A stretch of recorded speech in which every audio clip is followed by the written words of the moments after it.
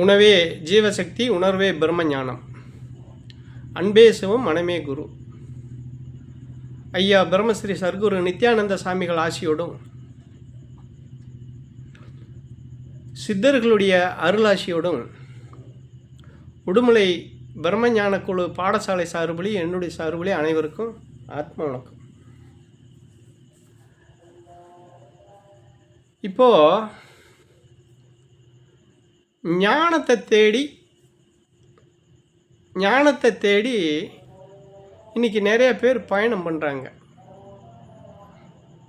ஆனால் அந்த ஞானம் என்ன, ஞானம்னா என்னன்னே தெரியாமல் ஒரு சிலர் வராங்க. ஒரு சிலர் படித்து இதிகாசங்கள் மற்ற இதுகள்லாம் படித்து அதில் இந்த ஒரு சில வழிமுறைகளை சொல்லியிருக்கிற போது ஒரு குருமாரை தேடி, குருவை தேடி நல்ல குரு நமக்கு அமையாதா அப்படின்னு சொல்லி தேடி வர்றாங்க. அப்போ இது எப்போ இருக்குன்னா, எப்போ சித்தர்கள்னு வந்தாங்களோ அந்த காலகட்டத்திலிருந்து இது இந்த ஞானத்தை தேடி வர்றவங்களும் இருக்கிறாங்க. அந்த ஞானத்தை அடைஞ்சவங்க, அந்த சித்தர்கள் ஆகட்டும், முனிவர்கள், மற்ற இவங்க எல்லாருமே, ரிஷிகள் எல்லாமே அந்த ஞானத்தை அடைஞ்சு சொல்லியிருக்கிறாங்க. அப்போ இந்த ஞானத்தை எப்படி அடையணும்? ஆனால் இப்போ புதுசாக வர்றவங்க இப்போ இருக்கிற காலகட்டத்துக்கு, அப்போ முன்னே அவங்க இருந்த காலமும் அந்த நிலையும் வேறு, அந்த காலம் வேறு, அப்போ சாப்பிட்ட உணவு வேறு, அப்போ இருந்த சுற்றுச்சூழல் வேறு. இதெல்லாமல் மனிதனுடைய வாழ்வே வேறு, வாழ்வியலே வேறு, மனிதனுடைய வாழ்வியலே வேறு. அப்போ சித்தர்கள் அப்போ 1000 வருஷம், 2000 வருஷம், 3000 வருஷத்துக்கு முன்னாடினா இப்போ மாதிரி அப்போ இருந்தவங்க இப்போ இருக்கிறவங்கெல்லாம் பேண்ட் போட்டுக்கிட்டு திரிகிறோம். பேண்டு போடுறேன், அதை என்னென்னமோ இன்றைக்கி டிசைனாக போட்டுட்டு இருக்கிறேன்.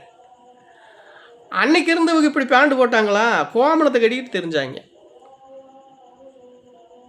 அப்போது அவங்களோடு ஒப்பிட்டுக்கிட்டு இன்றைக்கி நம்ம இதில் பயணம் பண்ணணும் அப்படின்னு சொன்னால் மிகப்பெரிய முட்டாள்தனம்னு சொல்லுவேன் நான். ஏன்னா நான் இதில் பயணம் பண்ணிக்கிட்டு இருக்கிறேன், பயணம் பண்ணி இதில் கிடைச்ச அனுபவத்தை வச்சு பேசிகிட்டு இருக்கிறேன் நான். அந்த காலகட்டத்துக்கு அன்னைக்கெல்லாம் மூலிகைகள் வேலை செஞ்சிச்சு. இன்றைக்கி மூலிகையே இல்லை. அப்படியே மூலிகை இருந்தாலும் மருந்து அடித்து விஷமாக மாறி இருக்குது மூலிகைக்கு பூரா. அப்போ அவர் அன்றைக்கி மூலிகை சாப்பிட்டார், நான் இன்றைக்கி மூலிகை சாப்பிட்றேன், அது எனக்கு வேலை செய்யணும்னா எங்கே வேலை செய்யும்? பூராமே மருந்து. அந்த மூலிகை இருக்குதானாலும் இல்லை, அப்படியே எடுத்தாலும் அது மருந்து கலந்த மூலிகையாகத்தான் இருக்குது, அதுக்கு உண்டான பவர் இல்லை. அப்போ அந்த காலகட்டத்துக்கு அவங்கெல்லாம் அதை பயன்படுத்தி அந்த முறையாக இருந்து அன்னைக்கு எல்லாமே சுத்தம். அவங்க வாழ்ந்த காலத்தில் காற்று சுத்தம், தண்ணி சுத்தம், மண் சுத்தம், மனுஷனுடைய மனம் சுத்தம். இறைவனுடைய அருள் அதை விட பெரும் மகா சுத்தம். அதுதான் அவங்களுக்கு அன்றைக்கி அதெல்லாம் சித்திச்சிச்சு. ஆனால் அப்படி ஒரு சித்திச்சு அவங்களுக்கு அப்படி ஒரு வாய்ப்பு வந்துமே அவங்களும் புலம்பிட்டு தான் போயிருக்கிறாங்க. என்ன, இந்த மனித வாழ்விலிருந்து எப்போ நான் விடுபடுவேன்?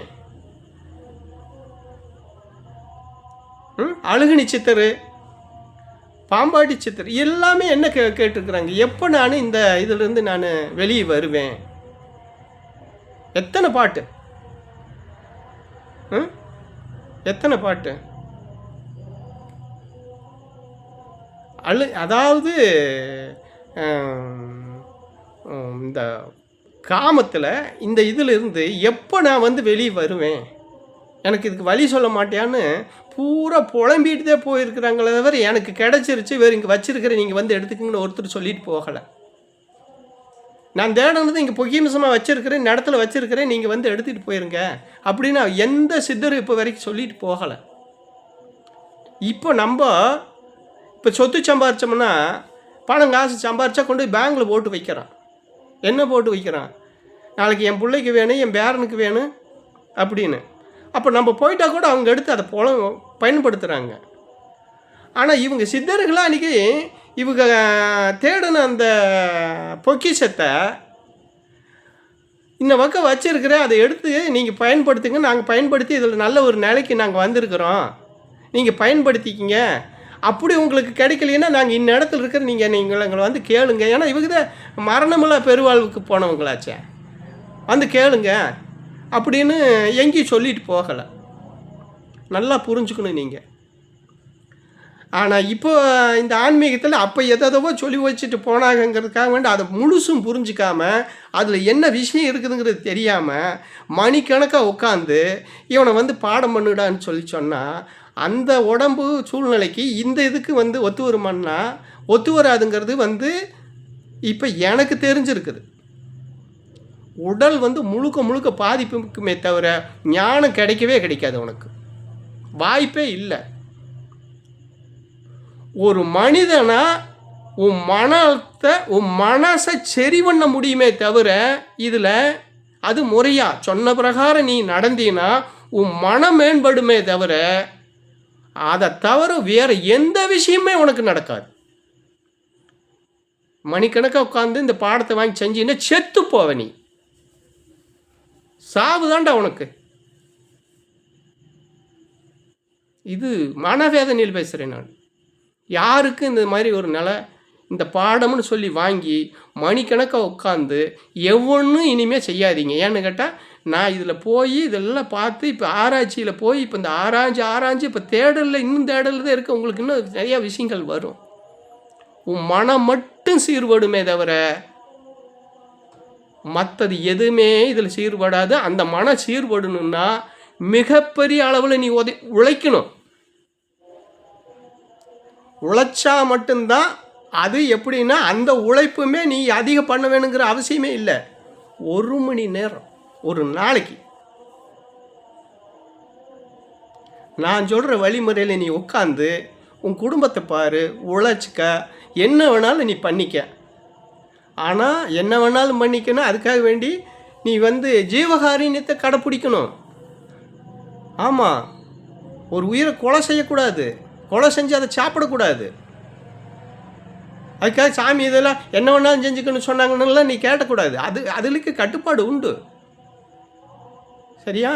ஆனால் நீ 1 மணி நேரம் ஒழுங்கா நான் சொல்கிற டயத்துக்கு உட்காந்து உனக்கு ரிசல்ட் வரலைன்னா என்னை வந்து கேளு. 48 நாள் உட்கார், நான் சொல்கிற பிரகாரம் சொல்கிற டயத்துக்கு. மணிக்கணக்காக உட்காந்தாலாம் நீ வந்து உன்னோட உடம்பு கெடுக்காத. நாளைக்கு என்னதே நீ வந்து ஞானியாக இதாக இருந்தாலும் உன் குடும்பத்தை விட்டுட்டு நீ எங்கேயும் ஒன்றும் பிசுகவே முடியாது மகனே. அதை தெரிஞ்சுக்க, நீ வாய்ப்பே இல்லை. ஏமாற்றிக்கிட்டு தீரியலாமே தவிர வாய்ப்பே இல்லை. அதனால வந்து இனிமே இந்த மணிக்கணக்காக உட்காந்து, ஏன்னா நீ தான் வந்து சொன்னேன் சாமி மணிக்கணக்கு இத்தனை மணிக்குன்னு. ஏன்னா அன்றைக்கி நான் தெரியாமல் இருந்தேன்னு சொல்கிறேன். நான் தான் முதல்ல பிடிச்சி சொல்லிகிட்டு இருக்கேன். இப்போ இந்த இதில் தேடி இது என்னங்கிறது தெரிஞ்சதுக்கு பின்னாடி நான் அன்றைக்கி தெரியாமல் எனக்கு கற்றுக் கொடுத்தது, நான் கற்றுக்கிட்டதை நான் உங்கள்கிட்ட சொன்னேன். ஆனால் அதில் இப்போ உள்ளே போனதுக்கு பின்னாடி தான் தெரியுது. இப்போ இதில் இன்னொன்று சொல்லலாம். என்ன சொல்லலாம்னா, செத்துப்போ, உனக்கு கஷ்டம் தீருன்னா செத்துப்போன்னு நம்ம சொல்லலாம், சொல்ல முடியும். உன் கஷ்டம் தீருமா நீ செத்துப்போன்னு ஈஸியாக சொல்லிடலாம். நானே செத்து போகிறேன், அப்போ எங்கே எனக்கு அந்த அமைதி கிடைக்கி? நான் கவலையே இல்லாமல் இருக்கணும்னா நீ செத்து போனா நான் செத்து போகிறேன். அப்போ செத்து போனால் நான் கவலையே இல்லாமல் எது இருக்குங்க? நானே போயிடுறேன். அப்போ அது எது அந்த சுகத்தை அனுபவிக்கிறது? எது அனுபவிக்க? சிந்திச்சு பாருங்க. அதனால் இதெல்லாம் நமக்கு வேண்டாம். 1 மணி நேரம் பண்ணுங்க, சரியான நேரத்தில் பண்ணுங்க, உங்கள் குடும்பத்தோடு வாழுங்க, உழைங்க, உங்கள் தேவைகளை வந்து புள்ள குட்டிகளை காப்பாற்றுங்க. இதில் போய் உடம்பை கெடுத்து ஒன்றும் இல்லாமல் போக வேண்டான்னு தான் உங்கள் எல்லாரையும் கேட்டுக்கிறேன். அனைவருக்கும் ஆத்ம வணக்கம்.